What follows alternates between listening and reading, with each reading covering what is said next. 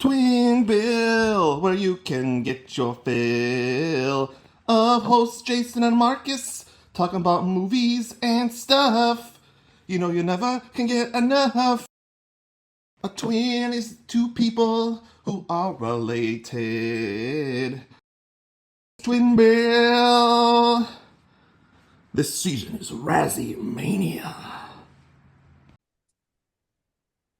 Hello, and welcome to Twin Bill, the podcast where if you don't like one opinion, there's another one because there's twins. Movies. uh, as always, with my identical twin brother, Marcus Luna. How you doing today, Marcus? Pretty good. It's great day for America. It's the first recording post tax day. Yep. Yeah. I did. I don't know. People make a Yes, people. big deal about tax day, but it's like it went pretty well. I sufficiently paid my taxes. There you go. If Donald Trump is listening, we did pay our taxes. Thank you very much. Although he'd probably like it if we didn't pay our taxes because I hope Donald Trump's not listening. He probably spam me on X or something. But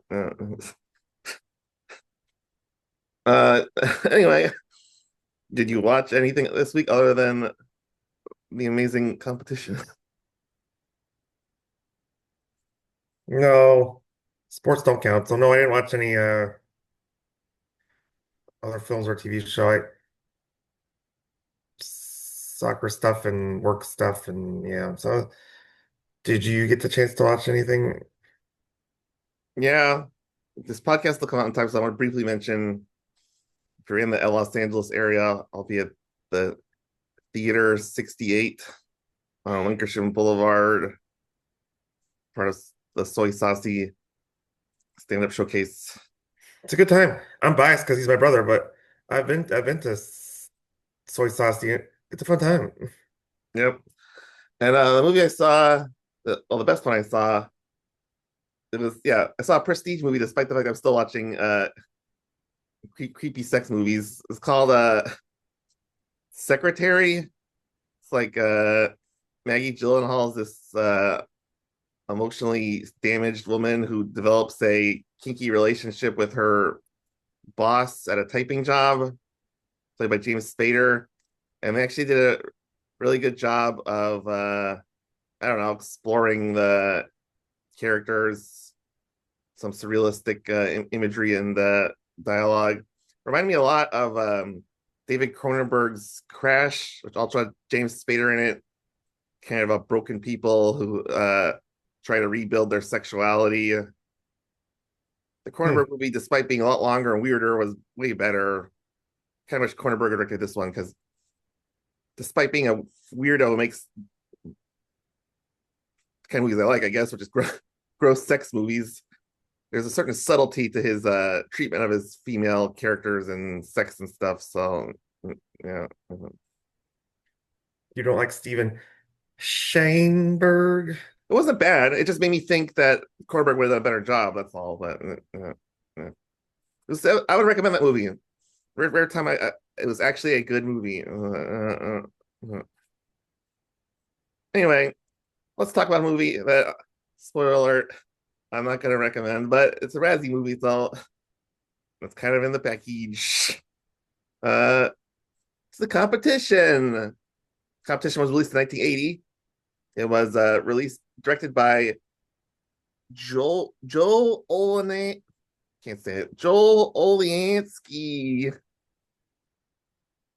He might be one of the most obscure directors we've covered. I mean, the guy who directed the crazy middle-aged movie was bad too, but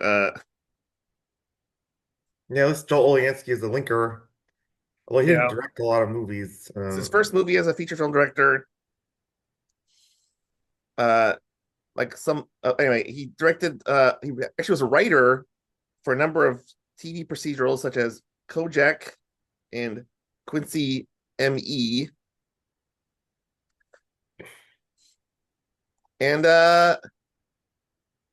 his only other featured director credit is that I saw on Wikipedia on IMDb was a movie called Silence at Bethany, which is about a Mennonite Amish person with Dead Parents.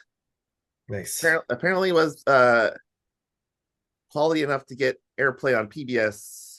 So educational merit.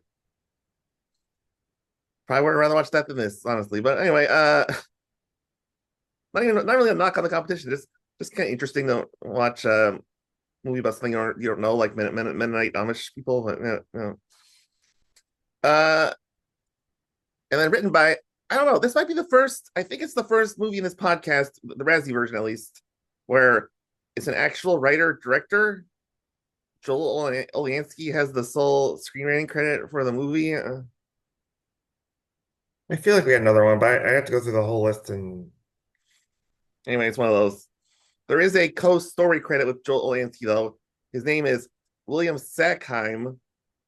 He's super old. He wrote a bunch of B movies I never heard of in the 1950s. But weirdly, I was gonna make a trivia question, but I don't know how to phrase it. 2 years after the competition, he wrote Rambo: First Blood. You warm up for Rambo: First Blood. So he wrote a movie about a piano recital. imagining Richard Dreyfuss as Rambo or Sylvester Stallone playing I don't uh fucking understand. I was in Vietnam. or Sylvester Stallone playing yo, I want to play the Emperor Sonata, Emperor Piano Concerto. Honestly, I'd rather watch that movie. Mr. Stallone's not that bad of an actor, but whatever. William Stackheim is also the sole producer on the movie. He produced a movie I would quasi recommend. It's called The In-Laws. It's a comedy with Alan Arkin and Peter Falk. Just like it's like I believe I don't know if that's true. I had heard John Cassavetes ghost directed the movie. If he didn't, it seems like it because they just talk over each other constantly. It's not very funny, but it's kind of like interesting to watch. You know, Huh. Arthur Hiller is an accomplished director in his own right. Very accomplished. He's the director of The In-Laws. yeah, I believe there was some reason that it could be a different movie, but I think it's the one where Cassavetes came in uncredited. And then music by the real star of the show, Lalo Schifrin, who everyone knows him for scoring the nude bomb in Doctor Detroit, real classics. People actually know him for Yeah, his top like 4 credits on IMDb are iterations of the Mission Impossible theme. Also randomly scored Rush Hour, like 20 years after this. I think composer more than any job in a film set is just collecting a paycheck and just saying it only takes a couple weeks to do a score, so it's Makes just it sound so easy. You do it. Jeez. it literally takes them a couple weeks to do the score. That's a fact. Okay. I'm not criticizing. Wait. I'm surprised it's turning on me, but okay. You just made it sound like it was easier. The score he did on Rush Hour was dumb or something. It just takes less time than like directing a feature or something, or I guess. Anyway, I mean, it's not a big insult. It's not a funny can't mouth. Okay. He also ran a lot of random scores at this time period of his career. I guess like he just needs to work, but he uh scored multiple Amityville horror movies, at least one Witch Mountain film, at least 2 straight to TV Planet of the Apes projects, and George Lucas's THX 1138, which I'll have to watch at some point. Doesn't seem very exciting, but it's like the only George Lucas film I haven't major George Lucas film I haven't seen. So yeah, did Mission Impossible, but then yeah, it is surprisingly trashy. I got yeah. yeah, I mean he's good at even Mission Impossible, while it's relatively highbrow, is a genre piece. So anyway, let's talk about the cast. Welcome to characters with random names are hard to remember. Richard Dreyfuss as Paul Dietrich, a man from Chicago, which is a huge part of the plot. I need a hot dog with tomato on top. God damn it. The Cubs are winning World Series. It's driving me nuts. He's a 29-year-old, which is very important to the plot, honestly. Yes. Concert pianist who's entering the last competition he can for young pianists allowed by piano law. I imagine two cops dressed in tuxedos being like, "Hey, kid, get out of here! The piano law." Tuesday night, CBS. Anyway, it's his last competition. Um, so this movie came out 5 years after Jaws, 3 years after Close Encounters of the Third Kind, and the same year, 1977, he won an Oscar for The Goodbye Girl, which looks remarkably similar to this movie in cinematography, and they're both erudite romantic comedies with drama elements.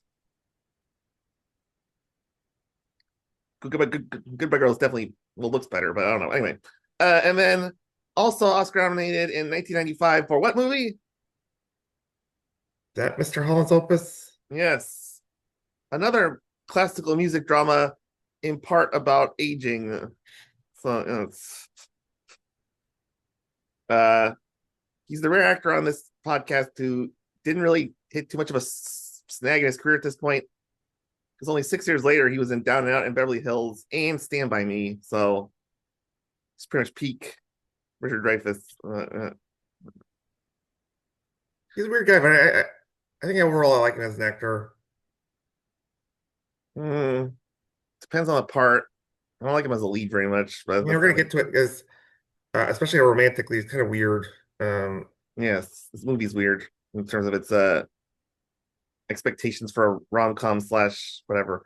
Uh so I wonder with the Goodbye Girl, it's as weird because probably not because uh, Neil Simon wrote it, so it's probably tighter. well, I don't want to review the Good Girl, which I haven't even seen, but the actress who plays the woman in that one, is older. It's a lot more about being middle aged. Richard Dreyfuss just kind of fits that mold a lot better than a young virtuoso or whatever. But anyway, how's this movie? I have Amy Irving as God. These names: Heidi Schoonover. They don't say very often, but A good name for a rich girl, which Richard Dreyfuss teases her at one point in the movie. she's a rich girl and she plays piano at competition sometimes. Anyway, she's a younger piano virtuoso who admires Paul before entering the contest, and most of her character is related to Paul. This movie's not great for the Bechdel test. No, we haven't watched one yet that, well, maybe Windows passes it. Or even Can't Stop the Music, kind of, because there's like multiple women in it, but kind of. No, but they talk about the Village People, so unless you're making some commentary about the Village People being gay, I don't know. I don't think that It's passes it. true. It's closer. It's closer though, because the gay thing, yeah. Anyway, and those people are not gay, but Some different of them topic. are. Some Different of them topic. are. Well, yeah, they played Trump's whatever, but anyway, Okay. different podcast. Okay, Amy Irving had her big breakout role in Carrie as the not Nancy Allen high school student who's not the Sissy Spacek. I haven't seen Carrie, so I don't know. And then I want to briefly mention she was in a movie directed by Brian De Palma called The Fury, because I mentioned that like 3 times on this podcast.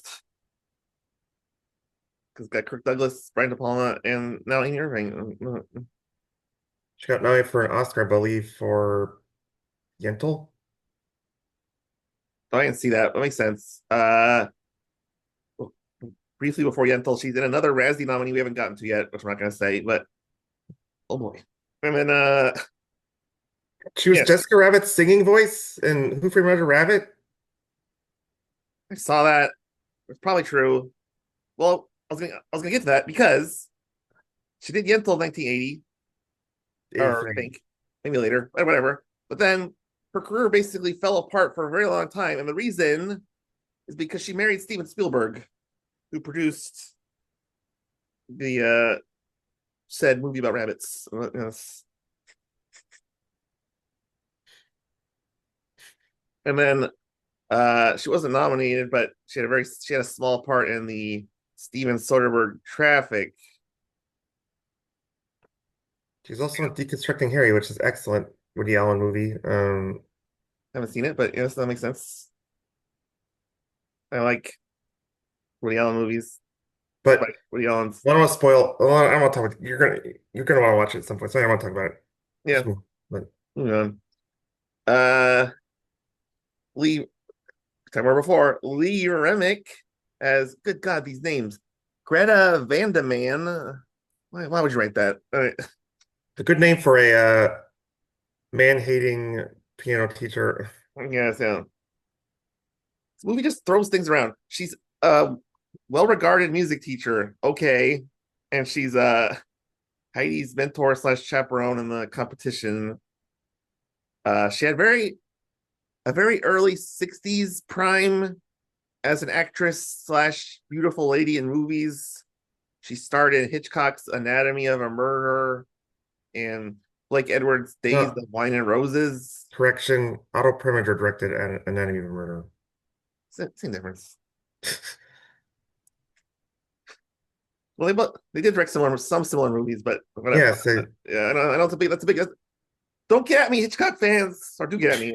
Podcast needs some pub, but anyway, she was in Days of Wine and Roses, which is it's a Blake Edwards movie, so it's a sprawling romantic comedy. Jack Lemmon's the lead, and then one of my favorite movies of all time as the wife in The Omen. well, that seems like Razzie material potentially, but I guess people like it. I don't know. Omen's a little too early for the Razzies, I but know I mean that type of movie. honestly, for cheap horror movies, it's one of the greatest ones ever made. I mean, I'm not even joking, but Gregory Peck too. And come on, I'm not the biggest Gregory Peck fan, but that's for a different podcast. wow, he has Oscars and stuff. All right. Anyway, kind of sad ending for Lee Remick because IMDb comes with like her career kind of fizzled, but she got kidney cancer and died in the like 1990. And Olansky or whatever died of Guillain-Barré. Oh, he was older, but His career was never that big, but I know, but just Guillain-Barré is attacks your muscles, so it's a tough way to go. yeah. And then maybe my favorite actor in this whole movie, although his character was terrible in this movie, Sam Wanamaker as Andrew Erskine, who is not even described on Wikipedia, so you know he's a good character. But he's basically piano competition guy. Conductor, basically. Yeah, but I mean the movie is basically the boss of the competition and explains the rules all the time and stuff. But he's a long time character actor. Did you And read about him at all? what? Did you read about his background at all? I'm just feeling a little biography right here. Sorry, I'm jumping the gun. Go ahead. He's a longtime character actor, and so my general point is he would not have had top billing in this movie if he wasn't famous, but he is famous. So anyway, longtime character actor and part-time TV director in two of my favorite movies. In 1980, he played Private Benjamin's father. Amazing movie. Everyone should watch it. And then in 1987, he played a corporate guy in Baby Boom with Diane Keaton forced to adopt a child. Amazing movie. Everyone should watch it. And then movie I do not recommend, but this podcast will definitely cover. We should do like a two-parter on it. He played a evil media conglomerate named David Warfield in Superman 4, The Quest for Peace. That's probably why it looked familiar to me was because of Superman 4. Yeah, for me it was Baby Boom, but yeah. I've never seen Baby Boom. And you should. All right.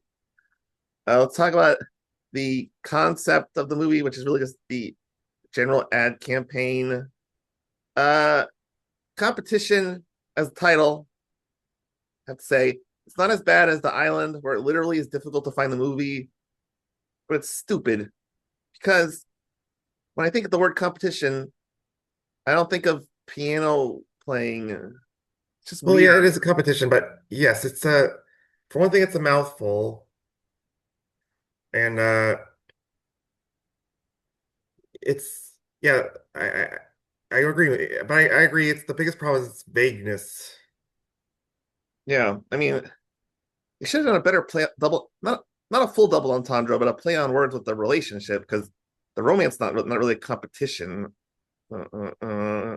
Anyway, It, Etude for Love. I don't know. I need to workshop better, but And that, honestly, that's better because at least yeah, classical words are good. So yeah, I agree. Yeah, yeah. Anyway, the poster is cheesy as hell. It's right behind me with the like high school prom picture of them, but it's what the movie is, so your posters crop the people can't see it that well, but it's their what? faces.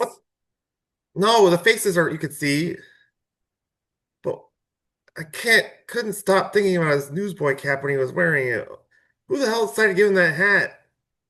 Well, you got an actor who's not 29 years old, and you got to make him look like he's 29 years old. So you can't give him like a makeup or something. I don't know.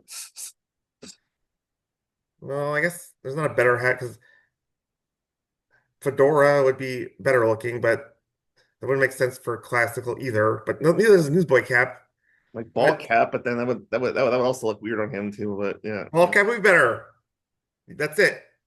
Playing to Chicago and it's with a Cubs, probably would have paid for it, but yeah, Cubs hat or a White Sox hat or something. yeah. Worked. You know, that worked for what was it Magnum PI with the big D, the Tigers hat. Tom Selleck's like the big D. Hey. Anyway,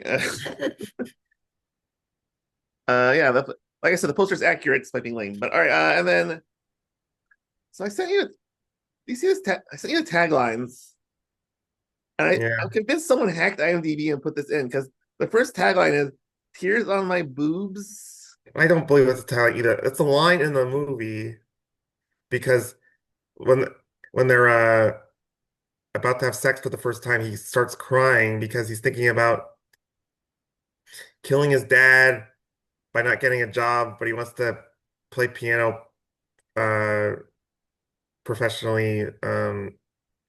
So we're about to have sex and I cried and he's like and I tears on my boobs. And she's like, sounds like a country song. So that I feel Yeah. like the tagline's ripped from that, not from the actual tagline. I don't believe that's an actual tagline. Anyway, there's like four taglines, and they're all basically the same thing, which is like they they were in a great competition, but they made the big mistake of competitions. They fell in love, which again is literally the movie, so I can't get too mad at it.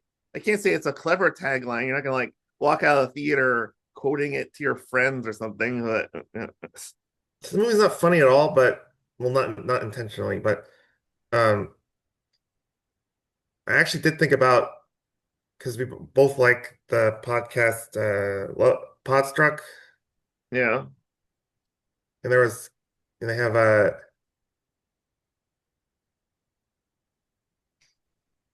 was thinking because they have part of the podcast is they pick a genre within romantic comedies, and I feel like there is a genre of competitions within romantic comedies. This isn't funny, so it's like romantic drama, but yeah, it's competitions where two of the competitors fall in love type of thing. yeah. Can't think of them off the top of my head, but yeah, I don't know. So, yeah, but you're right. it's such a logical because in movies and kind of in life, to be honest, I think hate can turn into love because it's like two different ways of passion, you know? Yeah, this movie's kind of like love is still love, and then they wait a bit, and then it's love again. We'll get into it. Uh,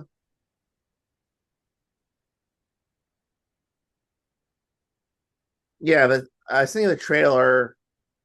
Was it again in a bad way? Was very accurate to the movie in that there's not a lot of like good high moments of emotion. It's very clinical piano stuff, and then the movie really struggles to have that sort of like big screaming fight or like crying confession or Yeah.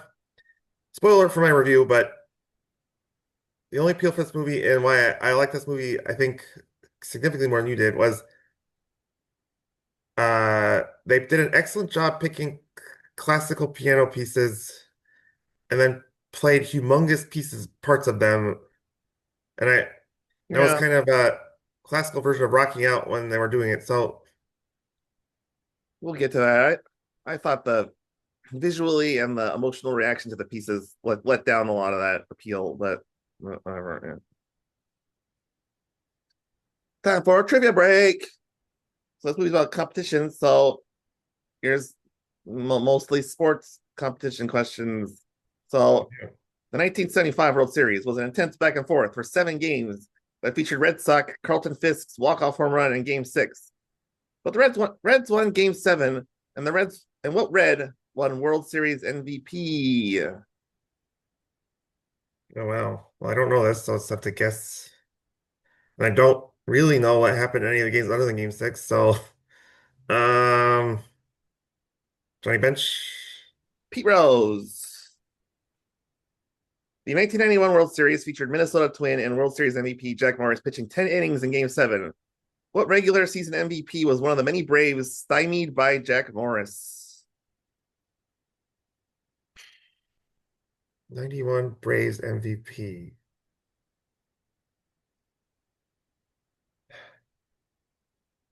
Well, Fred McGriff might not even been a Brave at that point. He never won MVP, which was why it took him a while to get in the Hall of Fame, which was a shame.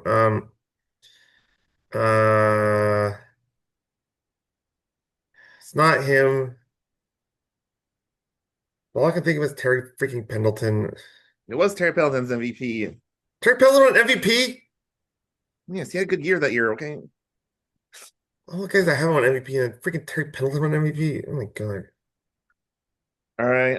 Actually, for fairly detailed on this, we'll talk about the characters in the movie. Uh, very generic. I think they're all kind of what I call arch. It's a little hard to define, but basically quasi hyper literate types zinging each other. Feel like they kind of know they're in a movie almost with their barbs. I did, yeah. I have you ever seen Philadelphia Story, the original? I can't remember if I actually got all the way through it or not. We've tried at least. So you know what I'm talking about. Katharine Hepburn is very zingy in that movie, and that's what Amy Irving's dialogue reminded me of. She even has that sort of quasi New York East Coast accent or She's whatever. like Katharine Hepburn has a Katharine Hepburn had two careers, her comedy career and her drama career, and she was like that too in Adam's Rib, which is much better than Philadelphia Story, which I guess might be controversial, but whatever. Well, competition rom-com because it's the trial, but Yeah. Uh yes, that's what I think Olansky and Sackheim, well, Olansky had screenplays, so he probably did more of the dialogue. Was going for in terms of the dialogue was uh kind of, if you will, dueling pianos of dialogue. yes. LOL. So okay, try to go through all the other characters. Paul, they want to make him like an asshole, rebellious type, but they keep not sticking to that. And then Heidi is like the quintessential, as they call it, manic pixie dream girl, the fun girl who shows up to have sex with the protagonist, is disappointed when she can't, and then agrees to have sex with them later. Speaking of Podstruck, because they do all the romantic comedies they review, they do the chemistry check. Yeah. I did not feel chemistry between these two. No, it's very like professor and student. Richard Dreyfuss reads very old as an actor, especially in this kind of role. I feel kind of bad for Heidi because she idolizes him. She heard him at a previous competition, and then he's so dismissive. Um, then he gets straight up mean. Uh, Even after he tells her that he loves her, and then he randomly gets mean, and then Yeah, Heidi because shouldn't keep going back to him, but she does. It feels like a abusive relationship. maybe we'll get to the plot at some point around. I don't know, but he loses his shit on really dumb stuff like the the competition gets extended. Oh no, no, the reason he's really mad is because the Soviet girl is getting sympathy from the media and he's convinced she's gonna win regardless. So he thinks it's rigged. Isn't And he it? takes it out on Amy Irving because she doesn't agree with him. There's no need for him to do that. Yeah, I know. And then, well, it kind of if you really let me jump to the end, it's the same thing with the. It's even worse because I'm gonna spoil it. She wins the whole competition and he finishes second, and he's crestfallen that she's better at piano than him. What a dick move! You should be proud that your girlfriend's Yeah. a little better at piano than you. That one didn't bother me much because at least it was a clear event in the movie. The rest all the kids in the movie, the very like cast of fame, like the naked black guy and the Russian Yeah, girl, very random. And they didn't really connect to the plot very well. And the Italian kid was straight from Fame. Fame came out the same year. How do they rip off a movie that came out the same year? I don't I understand. think it would have been better if they made a more ensemble piece and they had more with the black guy, more with the Italian kid. uh wisecracking Italian guy who's I'm Frank Sinatra sells so much, but you know who sells some Liberace, and I'm better than that guy. Hey yo. And then the guy who the literally has no dialogue, the guy with glasses who's Uh, also in the finals.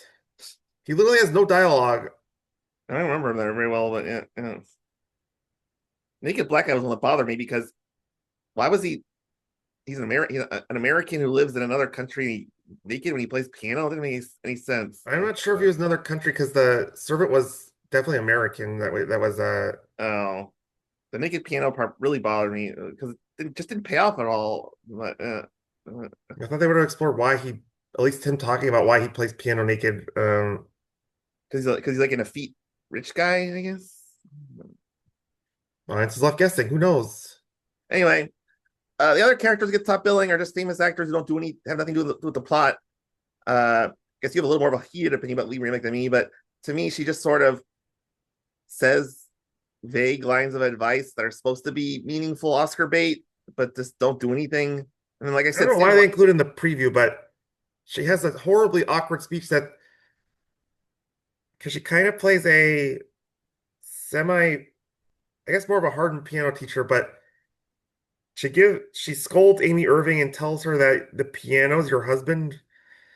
Um, and then she says there'll always be weaker men around you. You can't let them fall prey to you. It's just like, in a better movie, that line makes sense to me because it's like the piano is more important than sex when you're in your 20s. But I don't know. I don't know. I kind of view it as semi-harmful to feminism. I don't know. Maybe I'm reading too deep into it, but It's not harmful to feminism. It's just lazy to feminism. It's just a lazy movie about a man. But yes, we get the best part of the movie where Amy Irving wins and she's her coach, so she's excited about it. So she goes outside and jumps in slow motion. Do you remember that? no, Oh my God. I was falling off by the end of that movie. She literally does the everything's coming up Millhouse freeze frame. It doesn't freeze, but she jumps in super slow motion. And Yeah, I did not expect slow motion in a classical piano competition movie. don't expect Lee Remick 20 years after her prime to do stunt work. But It wasn't a stunt jump. It was just like a hop more than a jump, I guess. But and then I already mentioned this, but Sam Wanamaker was totally wasted.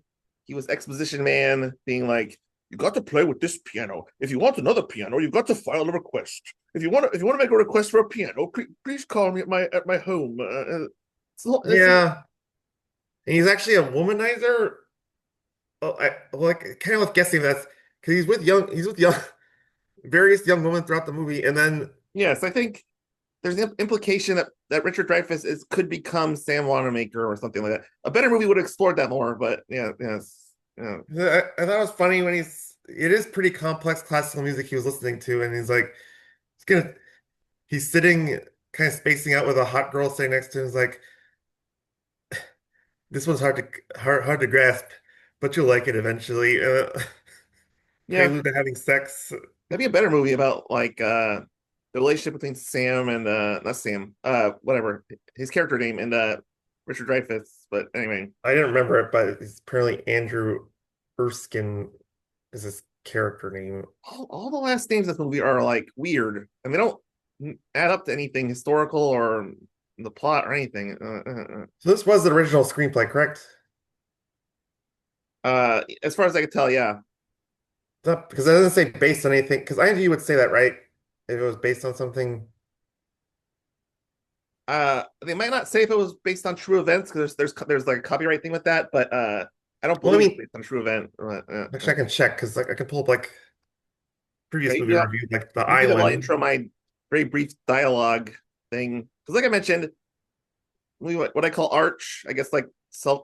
You're in a movie, very, very, very forgettable, like attempt to do sort of screwball or not screwball, but jokey dialogue or whatever, intellectual jokey dialogue, and then the romance stuff.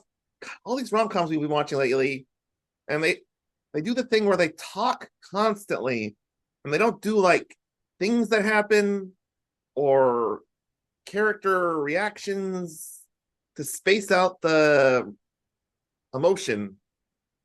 As a result, it's not very emotional. I don't buy the love in the dialogue. That's what I'm saying. No, IMDb wouldn't say it was an adaptation, but it doesn't feel like it's based off a Yeah. book. Um, yeah.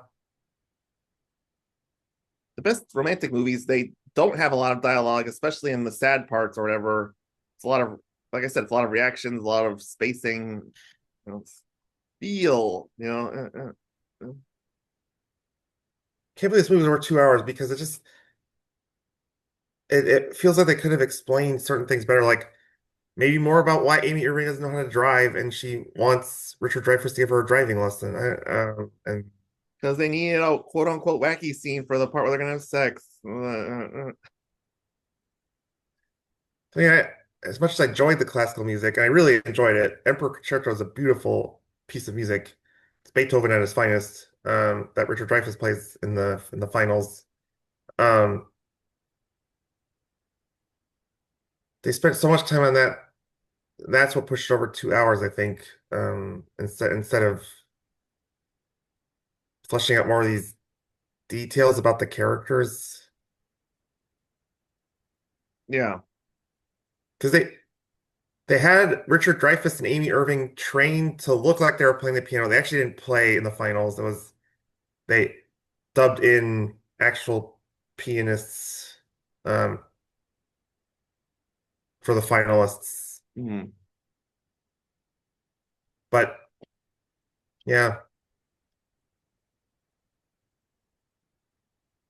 waste to focus that much on that kind of only, to be honest. All right. Let's talk about the opening image of the movie. As far as opening images going, it's actually pretty effective. Uh Paul wakes up at like 5 in the morning or something in his hotel room for the pre-competition competition, and he's air playing the piano because he can't make any noise. And yeah, as far as good cinematography and stuff, like Yeah, it's like get his tux on, so it's kind of day in the life when he goes through for competitions. yeah. And who's the protagonist of the movie? I started making notes for Paul and Heidi, but I had to stop because this movie is basically Paul's movie featuring Heidi. This is manic pixie sex dream. So as we said before, Yeah. Paul's the piano player who's gonna have to retire because he's reaching the magical age of 30. Did you have any idea there was a wall for playing piano in a company? I guess it makes sense, but weird. No, I didn't know there was a young piano competition, but yeah, no, there's that's a logical age. So my piano playing days are long gone. We can play piano, I just can't that. Good, because I couldn't before. Right, so yeah, this is one of the biggest plot holes in the movie for me. because what's the ordinary world of the character?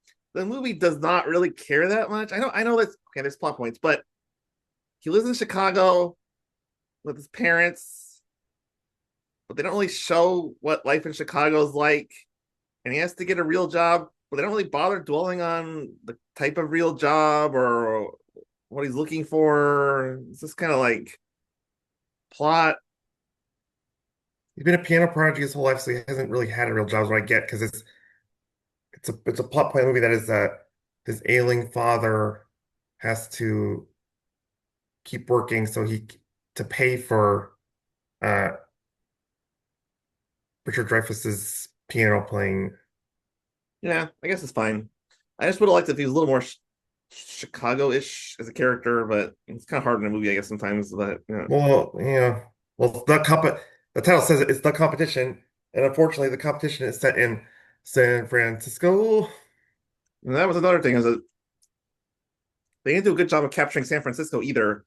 A lot of straight streets and flat shots. Really focusing on the competition, so it's Why not set it in like Philadelphia? canny. But that cinematography set it in Philadelphia. It looked a lot more like that than San Francisco. But anyway,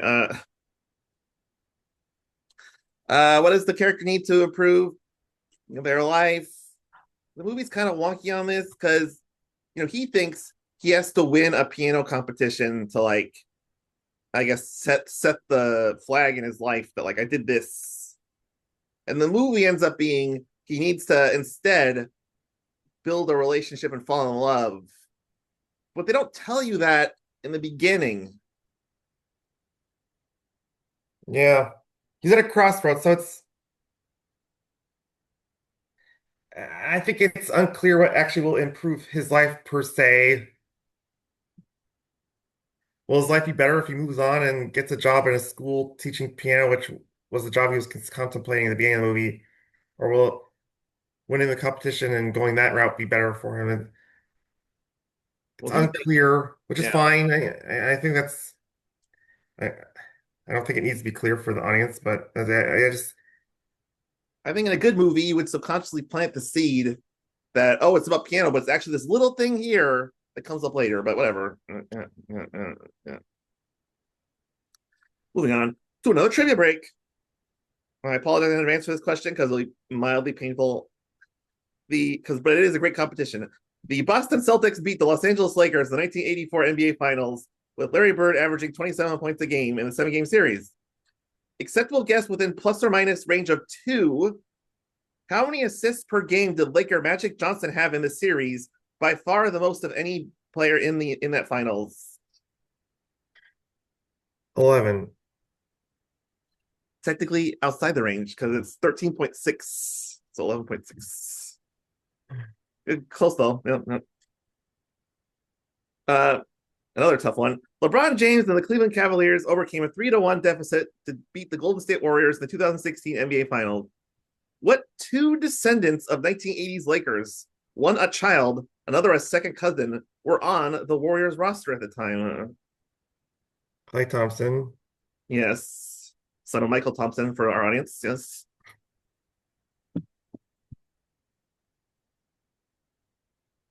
This is the second cousin, obviously.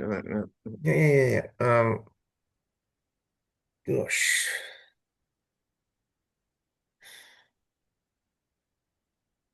Let's see people who I know aren't. No, it's too early for him. Uh, I'll just have to throw out someone and hope that they were a second cousin because I don't know the rosters deep enough. It's probably someone who didn't play. Maybe he didn't play that much, or maybe he did. I don't know. But Andre Iguodala as a second cousin, maybe. So the 80s Laker, kind of big boy scorer, arguably the greatest player in Buffalo Braves history, I think. Oh,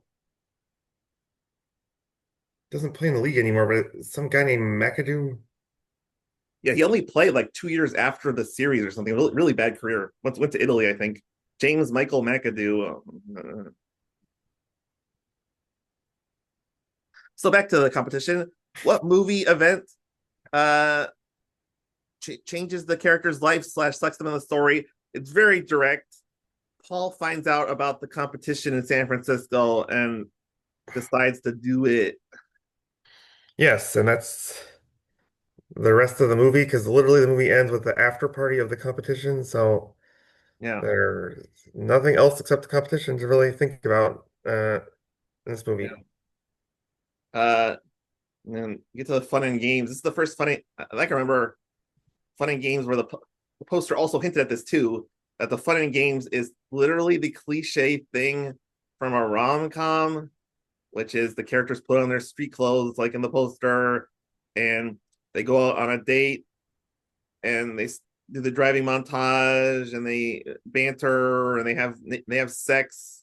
It's like a playbook for your run of the mill semi adult themed romantic comedy. I would say that there's a two-pronged fun and games. I don't want to rehash it because I already talked about it, but they really focus on the piano playing in this movie. Yeah, and the tagline does say that it's like competitions about fighting each other, but they made the mistake of having an emotional connection. And for audiences, you watch the trailer. Jason's kind of doing a semi Casey Kasem impersonation.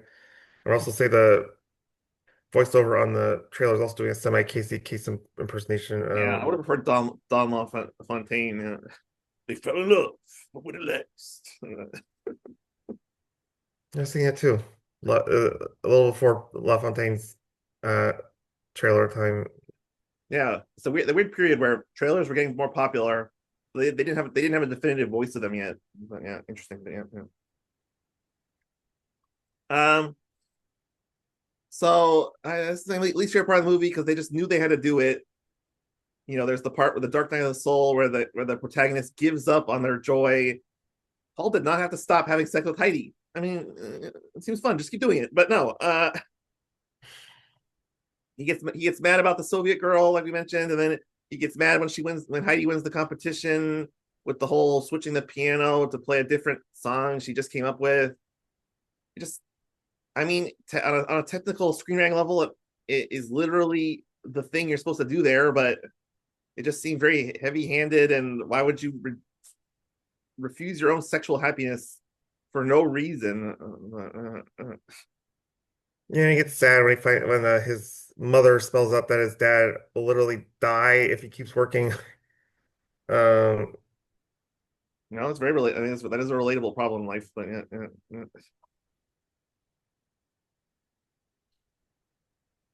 yeah.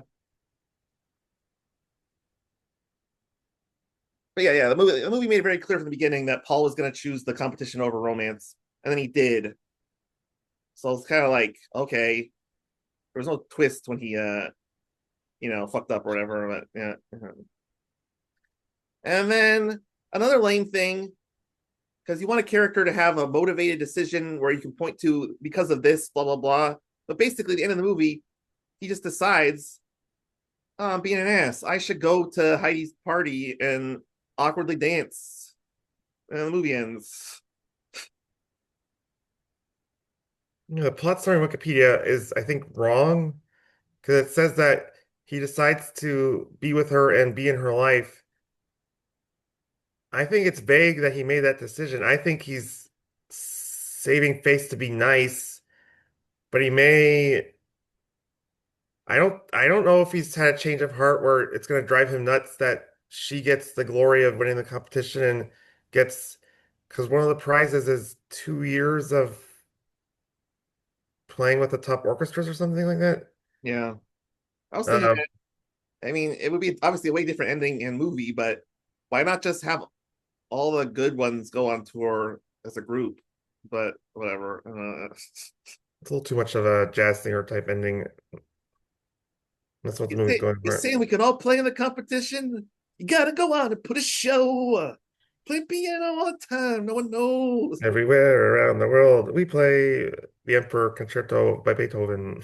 Honestly, it's an interesting comparison because the jazz singer is a hot mess with bad acting and stuff, but the energy and like the I don't know motivation to make a movie is there. It's like the positive energy of the jazz singer mixed with the filmmaking quality of this movie would have been a lot better, but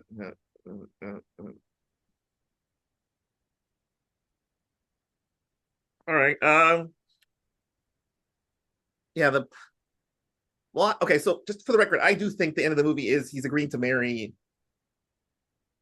Heidi and live with her forever. It's very similar to the end of I know you haven't seen it. Okay. There's a lot of rom-coms that end like this. When Harry Met Sally is one of them. That's all I'll say. But kind of whatever. But yeah, yeah. Steven Universe, so go ahead. What is it? So yeah, Harry and Sally, they're friends and they hook up, and then Sally goes to and then they break up, and then Sally goes to the New Year's party alone, and then it is a little more. They make it very very clear, but Billy Crystal goes to the New Year's party and he's like, "I made a mistake. I love you. I want to be with you forever." And they cut to an interview with them when they're old people together. So when Harry Met Sally did tell you specifically, yes, they're going to be together, but it's the same exact ending: going to the party, apologizing, and that symbolizes love and marriage. Boy, talking about movies that are better. When Harry Met Sally is like 10 million times better than this crap, but it's Nora Ephron and Rob Reiner. I mean, geez. Anyway, yeah, how the protagonist of the world in the end different than the beginning. It's pretty almost trite, but Richard Dreyfuss has a girlfriend now. Yay. And allegedly a life outside of piano competitions. Like you say, it's vague, but old Paul wouldn't even have tried to have danced. So, yeah. And then, okay, I really just said it, but the closing image, which is on its own is very silly, is Richard Dreyfuss is dancing. He just kind of goes like this, like upper Well, his body. big move is to be funny. He pretends he's playing a guitar or something. He puts his goes like goes like that. His hand up, his hand on his chest, and he goes. And you know what? In the in the post driving lesson date and at the end of the movie, he makes her laugh by doing that move. Wow. So it's a callback at the end when he does it. So do the opening shot and the closing shot match. In a rare move for this podcast, yes, they do match.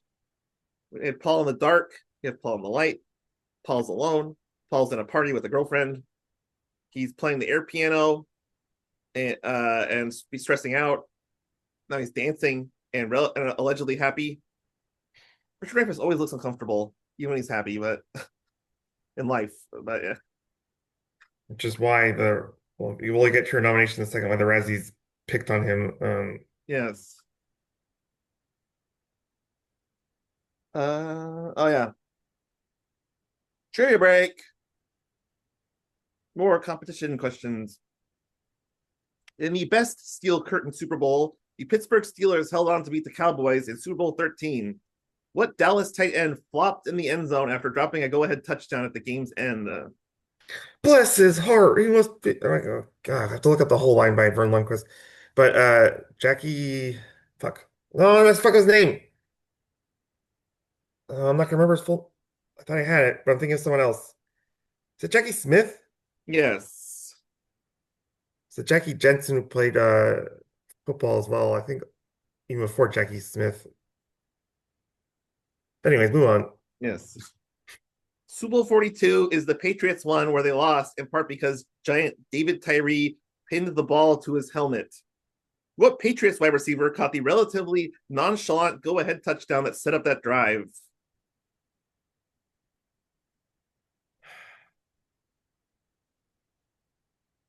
I had to come up with a somewhat hard Patriots question, so it's kind of hard, but yeah.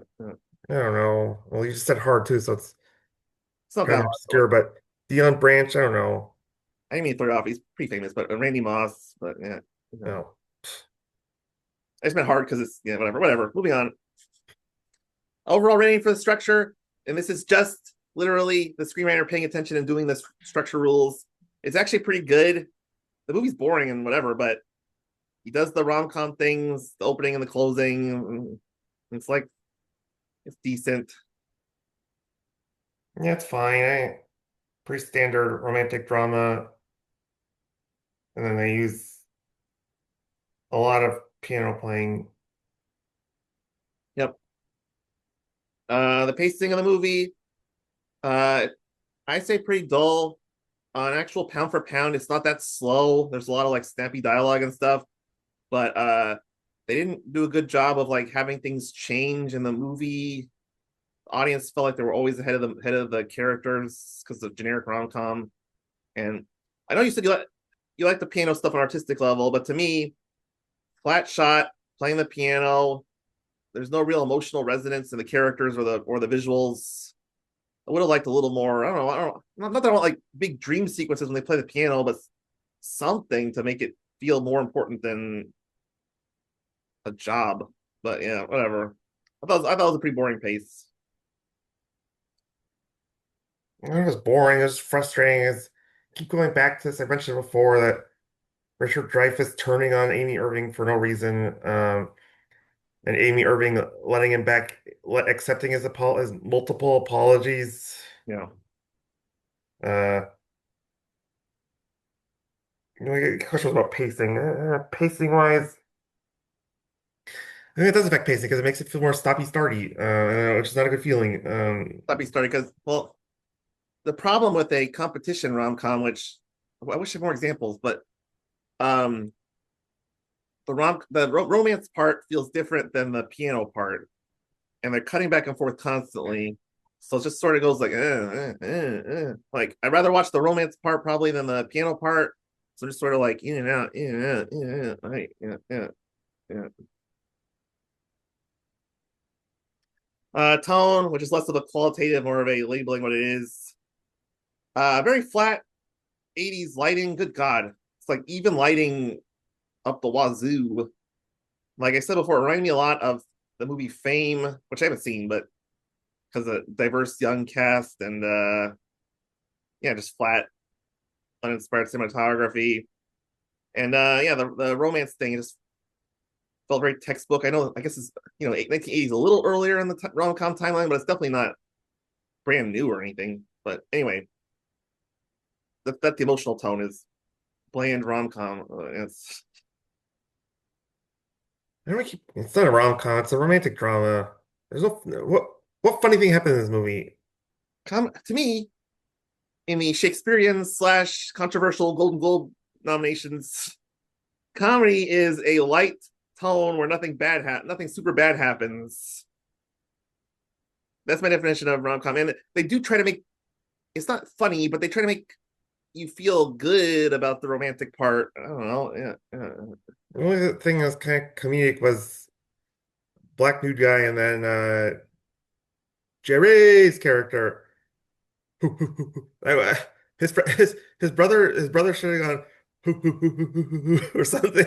Right. Well, Like that's what I felt like they were going for with Jerry's character. But I guess he's more professional because still a classical pianist. But also very fame like that character. But yeah. yeah, Uh, talk about the originality. Uh, like you say, the only really original part of this movie for me is the use of piano recitals.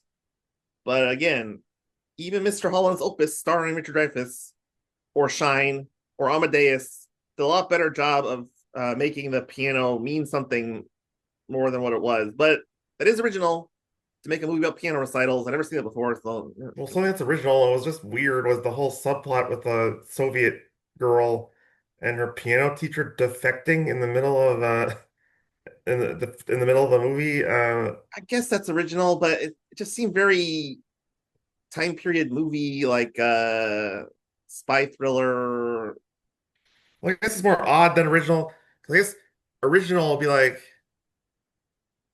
maybe not, there's a better word, but when you say something's original in a movie, it's like you would say like, oh, that's pretty awesome or something. I don't know. Like, you'd be impressed by it, I guess. Yeah, it could just be something you've never seen before, and even if it's horrible. But yeah, yeah, yeah. It's more odd when she jumps out of one car and jumps in another to defect. It's more of a WTF than. impressive or anything. The thing they did not expect is that they let the kid play in the competition. That seems oddly. It didn't fit the Red Scare or the Cold War of the '80s to me, but It was whatever. subtle, but they did work that out in the movie with they had State Department characters talking to the competition people, making deals basically to let her play. So there was this Yeah, it was a weird movie for a piano competition to have Soviet US negotiations happening, but that yeah, was why she plays because they negotiated it out. yeah, yeah. Uh, yeah, and could have been original was the like I say the all these random kids like naked black guy, Russian girl, Italian dude, but the movie just sort of brushes past them despite introducing them. But yeah, marketability. How excited would you be to tell a friend to watch this movie for any reason? Uh, because I was thinking of the island. It's like the competition is not offensive, not really. It's not super sexist or anything. It's not overtly sexual. There is boobs, but it's in the dark, so whatever. Nothing bad in the movie, and maybe classical heads would like it. Maybe Richard Dreyfuss fans. Is there such a thing as a Richard Dreyfuss fan? I mean, it seems like he's always the guy, the other guy in a movie. But so maybe Amy Irving's boobs are the only recommendation. I'm not saying that, but She doesn't even show them off really. Well, not saying she should. It wouldn't have fit the movie well to do that. No, I think you're right. Not much appeal cast wise. I feel like Richard Dreyfuss' legacy was, oh, he was in that thing that people really love, uh, The Goodbye Girl, Jaws, he's well Close respected. Encounters of the Third Kind. Yeah, Uh, Goodbye Girl's the closest, but that's pretty forgotten now. But anyway, yeah, yeah, yeah,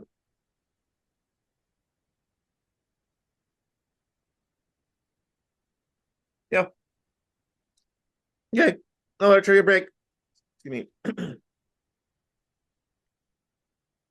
Oh God, cut this out. One last bite too. great, great, great podcasting. Well, is this or have a hangry anger during the podcast? So, Arr, angry. more competitive competitions. Mark Messier and the New York Rangers brought home the Stanley Cup in 7 games in 1994. The losing Canucks were led by Pavel Bure. According to Wikipedia, what is Bure's two-word ethnically based nickname? To the Russian rocket, Yes. The as opposed to 2000 the rocket, Maurice Richard. yeah, it's a better nickname. But anyway, 2022 Soccer World Cup saw Lionel Messi and Argentina win dramatically in penalty kicks. But arguably the best performance came from a loser, as all three French goals were scored by what player? Oh my God, he's really famous. But just you put me on the spot.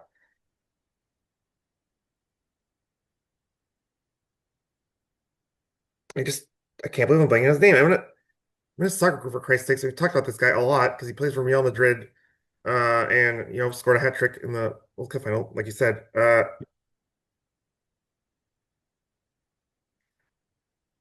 my God, I can't believe I'm blanking. Thierry Henry is that's something wrong. It's someone else, but just say it. Kylian Mbappe? Yep, that's the guy. Super famous. Embarrassing. Right. My soccer friends are gonna kill me for this if they actually watch this. Yeah, surprising number of nominations to go through. So let's go through them. So this movie was sneakily nominated for Golden Globes and Oscars. Golden Globes, Lalo Schifrin was nominated for Best Score. And in that same year, Lalo Schifrin lost the Golden Globe. John Williams lost the Golden Globe for Empire Strikes Back. John Barry lost the Golden Globe for Somewhere in Time. I don't know what that is, but I know who John Barry is. Somewhere in Time's I believe the Christopher Reeve, Dr. Quinn Medicine Woman time travel movie. It's really good. Yeah. Hmm. Highly recommend again. Yeah. And then Giorgio Moroder also lost the Golden Globe for American Gigolo. I never saw that movie, but I like Giorgio Moroder. The winner of the Golden Globe, very difficult to guess. Dominic Frontieri for The Stuntman, a surreal meta movie about Peter O'Toole wandering onto the set of a movie set in World War One. I do love Peter O'Toole, but I don't know this. I obviously don't know the score. Never heard of the movie, but sounds like an exploitation action movie. But, so the Oscars was nominated. The competition was nominated for best editing by future Ghostbusters editor David Blewett. He blew it. Nice editing with the piano stuff, but it's pretty generic with the non-piano stuff. But it wasn't poorly edited, so I guess I mean, potentially worthy. I don't know. in comparison of editing accomplishment, he had no chance of winning because the winner was Thelma Shoemaker for freaking Raging Bull. Thelma didn't win enough Oscars to be honest. Yeah, but yeah, And then the weirdest nomination, because it's just got a lot of names in it. Best song nomination for music by Lalo Schifrin, lyrics by My Heart Will Go On, lyricist Will Jennings, and sung in the end credits by Randy Crawford, who is a black woman despite her name. well, she's obviously a woman because you could hear the singing, and it was a woman. I Actually, very generic. It wasn't bad. Wasn't good. I don't. primarily a jazz singer, just like good old some joke. So what one? Oh wait, I'm getting there. So yeah, Randy sang the lyrics. The song's called "People Alone." Just I didn't like the lyrics and the title didn't fit the rest of the. The movie, yeah, should have been a piano song. Where's Burt Bacharach when you need him? He was busy on Middle Age Crazy. Yeah, and then Oh my so 9 to 5 was also nominated for an Oscar and could have won. That was a good song, but then the winner, appropriately, a movie that looks just like the competition in parts. Fame, fame. Fame's gonna That's probably the win. catchiest. Yeah, that's fair. I think 9 to 5 is a better song, but it's not that big of a gap. But yeah, You're right. 95 should have won. but it's not really a good Oscar type song either, though. Time for the Razzies. Uh, like you hinted at, Richard Dreyfuss was nominated for playing Paul Dietrich. Lost, of course, to Neil Diamond from the Jazz Singer.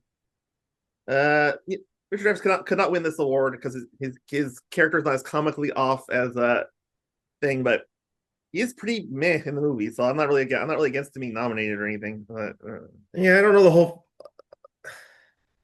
I don't think Richard Dreyfuss should be nominated for worst actor. He's weird, but I think he elevates above a nominee for worst actor at the Razzies. I I don't think I like this nomination, even though I agree he's got some weirdness to him as a romantic lead. yeah, Razzies just need star power on their newsletter or whatever. And then the Stinkers Bad Movie Awards, which we'll get to at some point, nominated Paul and Heidi as worst screen couple, losing to a movie that we'll discuss at some point in the future. But I think the couple nomination makes a lot more sense because I didn't buy them as romantic leads. They don't match age wise. They don't match in a fair number of demographic categories. Like that's a much better nomination for them. But yeah. Yeah, well, nominate worst couple is that their acting or the screenwriting of their uh character dynamic? Because I think that's more the latter is more the problem. Why does she keep going back to him? I didn't get it. The Razzies tend to do like what are two bad things we can that are connected in the movie. Usually it's like I'm trying to think of an example. Like, okay, bad example, but like E.T. and Elliot, because it's like wacky because E.T. is in the worst couple categories, stuff like that. All right. Yeah, you can rate the movie and mention its pantheon in the 80s Razzie movies.